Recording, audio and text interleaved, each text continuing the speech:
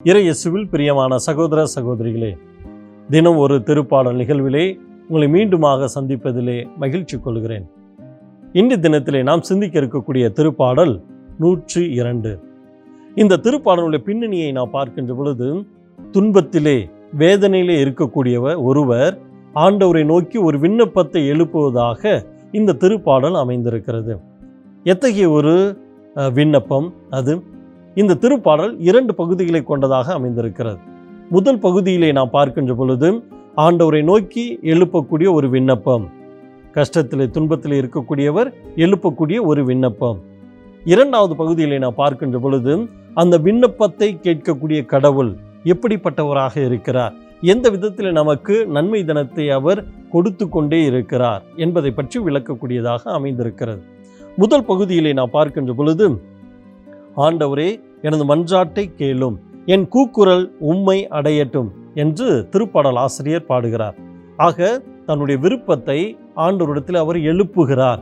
ஆண்டவரே எனது குரலுக்கு செவி கொடும், நான் சொல்வதை நீ தயவு கூர்ந்து கேளும் என்று அவரிடத்திலே இரக்கத்தோடு கவலையோடு துன்பத்தோடு அங்கே அவர் அந்த விண்ணப்பத்தை எழுப்புவதை நாம் பார்க்கிறோம். மேலுமாக திருப்பாடல் ஆசிரியர் தொடர்ந்து கூறுகிறார், எனது துன்ப நாளில் உமது முகத்தை என்னிடமிருந்து மறைத்து விடாதேயும், எனக்கு செவி கொடுத்தருளும், நான் கூப்பிடும் நாளில் விரைவாக எனக்கு பதிலளித்தருளும். அருமையான வார்த்தைகளாக அமைந்திருக்கிறது. ஆண்டவரே உமது முகத்தை என்னிடமிருந்து மறைத்து கொள்ளாதீர்கள், ஏனென்றால் நான் துன்பப்பட்டு கொண்டிருக்கிறேன். எனது குரலை நீர் தயவு கூர்ந்து செவி கொடும், மேலும் நான் கூப்பிடக்கூடிய அந்த நாளிலே விரைவாக எனக்கு பதிலை தந்தருளும். மேலுமாக தொடர்ந்து அவர் சொல்கிறார், இந்த வார்த்தைகள் ஒரு துன்புற்ற ஒருவனுடைய வார்த்தைகளாக இருந்தாலும் இந்த வார்த்தையை கேட்கக்கூடிய இறைவன் மனமோந்து முன் வருகிறார். இதோ நீ எனது பிள்ளையாக இருக்கிறீர், நீர் என்னிடத்தில் ஒரு விண்ணப்பத்தை வைத்திருக்கிறீர், அந்த விண்ணப்பத்தை நிறைவேற்ற நானே உன்னை நோக்கி வருகிறேன் என்று சொல்லி ஆண்டவர் அந்த துன்பப்படக்கூடிய அந்த ஊழியரை நோக்கி அவர் வருகிறார். தனது வார்த்தைகளை அவர் உதிர்க்கிறார். அந்த வார்த்தைகள் எப்படிப்பட்டதாக இருக்கிறது என்று நாம் பார்க்கின்ற பொழுது, அவர் தூய உயரத்திலிருந்து நம்மை அவர் பார்த்து கொண்டிருக்கிறார். அப்படி என்றால் விண்ணகத்திலிருந்து அவர் நம்மை ஒவ்வொரு நாளும் நமது வேண்டுதல்களை கேட்கக்கூடியவராக, நம்மை கூர்ந்து கவனிக்கக்கூடியவராக ஆண்டவர் தாமே இருக்கிறார். விண்ணகத்திலிருந்து ஆண்டவர் பூமிக்கு வந்து நமது தேவைகளை நிறைவேற்றக்கூடியவராகவும் இருக்கிறார். விண்ணிலிருந்து நம்மை பார்த்து கொண்டிருக்கிறார். மன்னகம் வந்து நமது தேவைகளை நிறைவேற்றக்கூடியவராகவும் நமது தந்தையானவர் இருக்கிறார். ஆதரவற்றோரின் மன்றாட்டை அவர் கவனித்து கொண்டிருக்கிறார். அவர்களின் வேண்டுதலை அவர் ஒரு நாளும் புறக்கணிப்பதில்லை. சிறையில் இருப்போரின் நெடும் குமரலை கேட்கவும், மரண தண்டனைக்கு ஆளானவர்களை விடுவிக்கவும் ஆண்டவர் இதோ அன்பு செய்கிறார், இதோ இறங்கி வருகிறார். நம்மை தேற்றக்கூடியவராக ஆண்டவர் தாமே இருந்து கொண்டிருக்கிறார். ஆக விண்ணகம் இருந்து நம்மை நோக்கி அவர் இறங்கி வருகிறார். மன்னகம் வந்து நமது தேவைகளை அவர் கண்ணோக்குகின்றார். ஆதரவு அற்றோரின் மன்றாட்டுகளை அவர் கவனிக்கின்றார். அவர்களின் வேண்டுதல்களை அவர் புறக்கணிப்பதில்லை. சிறையில் இருப்போர்களை அவர் சென்று பார்க்கிறார். அவர்கள் தேவைகளை அவர் நிறைவேற்றி கொடுக்கிறார். ஆக விண்ணப்பத்தை எழுப்பக்கூடிய ஒருவர், ஆண்டவரே எனது குரலுக்கு செவிசாயும் என்று கேட்கிறார். இதோ இறைவன் விண்ணகம் இருந்து மன்னகம் வந்து அவரது குரலை கேட்டு அவர்களுக்கு தேவையானதை அவர் நிறைவேற்றி கொடுக்கிறார்.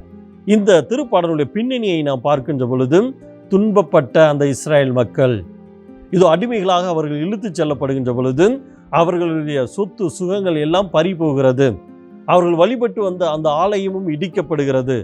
இத்தகைய கவலைகளோடு இருக்கக்கூடிய அந்த மக்கள் தான் ஆண்டவரை நோக்கி குரல் எழுப்புகிறார்கள், எங்களது குரலை கேட்டருளும், எங்களது தேவைகளை நீர்தாமை நிறைவேற்றி தந்துருளும் என்று.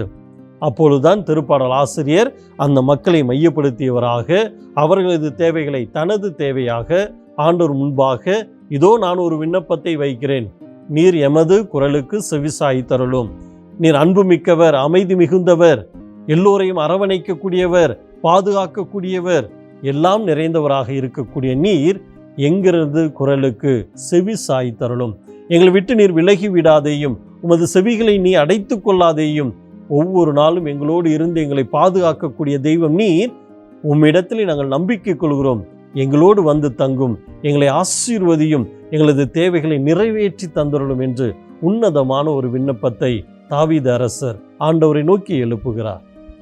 இதோ அன்புக்குரியவர்களே, நாமும் இறைவனை நோக்கி இத்தகைய வேண்டுதல்களை எழுப்புவோம்.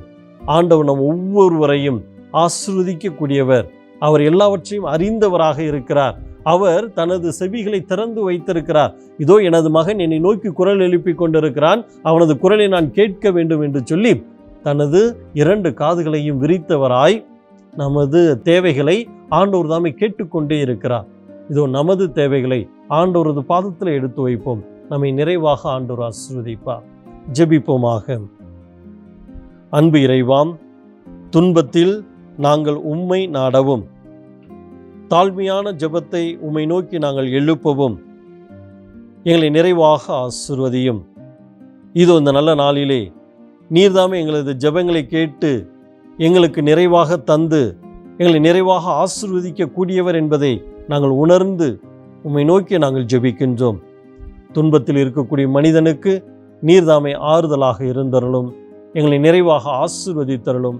இந்த நல்ல நாளையும் இந்த நல்ல நாட்களில் நாங்கள் செய்யக்கூடிய அனைத்து காரியங்களையும் நீர்தாமே நிறைவாக ஆசீர்வதிக்க வேண்டுமாய் எங்கள் ஆண்டவராகிய கிறிஸ்து வழியாக மன்றாடுகிறோம்.